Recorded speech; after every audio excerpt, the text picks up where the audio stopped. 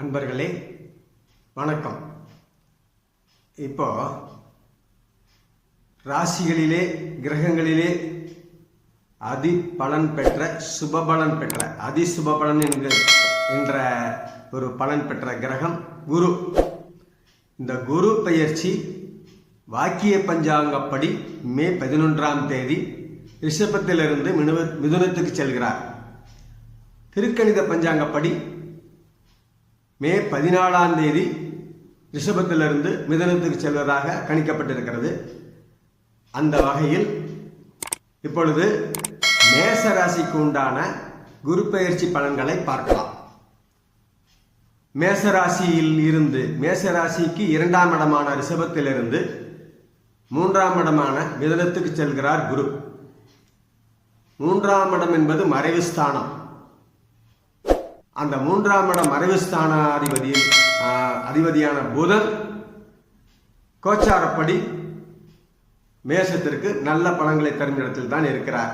சரி, அது தவிர்ப்போம். இப்போ தேவை குரு பெயர்ச்சியோட பலன்கள், அதோடைய பார்வை பலன்கள். குரு பெயர்ச்சி குரு மிதுனத்துக்கு போன உடனே மேசத்துடைய 5ஆம் பார்வையாக 7ஆம் இடமான கலஸ்திரஸ்தானத்தை பார்க்கிறார். இதனால் என்னென்ன பலன்கள்? கலஸ்திரத்தால் நல்ல பலன்களை ஏற்படுத்துவார். வாழ்க்கை துணையால் நல்ல பலன்களை ஏற்படுத்துவார். நண்பர்களால் நல்ல பலன்களை ஏற்படுத்துவார். மாமன் வழிகளில் நல்ல பலன்களை ஏற்படுத்தி கொடுப்பார். அடுத்து 7ஆம் பார்வையாக ராஜ யோகஸ்தானம் 9ஆம் இடத்தை பார்க்கிறார். தனுசு மேசத்துக்கு 9ஆம் இடம். அது 7ஆம் பார்வையாக பார்க்கப்படும் போது தன்னுடைய ராஜயோக நிலையை அதிகப்படுத்தி குரு தன்னுடைய நிலையை இன்னும் அதிகப்படுத்தி மேசத்துக்கு நன்மைகளை செய்ய இருக்கிறார். 80% நன்மைகளை மேச ராசிக்காரர்கள் அனுபவிக்கலாம். இது உறுதி, கவலைப்பட தேவையில்லை. மறைவு ஸ்தானத்துக்கு போயிட்டாலுமே அவர் பார்வை பலன்கள் உங்களுக்கு நல்ல யோகமாகவே இருக்கு. அதுக்கடுத்தது 5ஆம் பார்வை 7ஆம் பார்வை பார்த்துட்டோம். 9ஆம் பார்வையா உங்களுடைய லாபஸ்தானம் கும்பத்தை பார்க்கிறார்.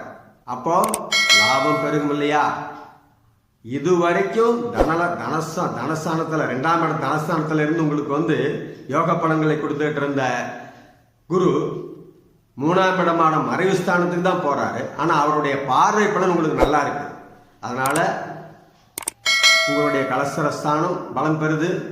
உங்களுடைய ராஜயோகஸ்தானம் 9ஆம் இடம் பூர்வ புண்ணிய ஸ்தானம்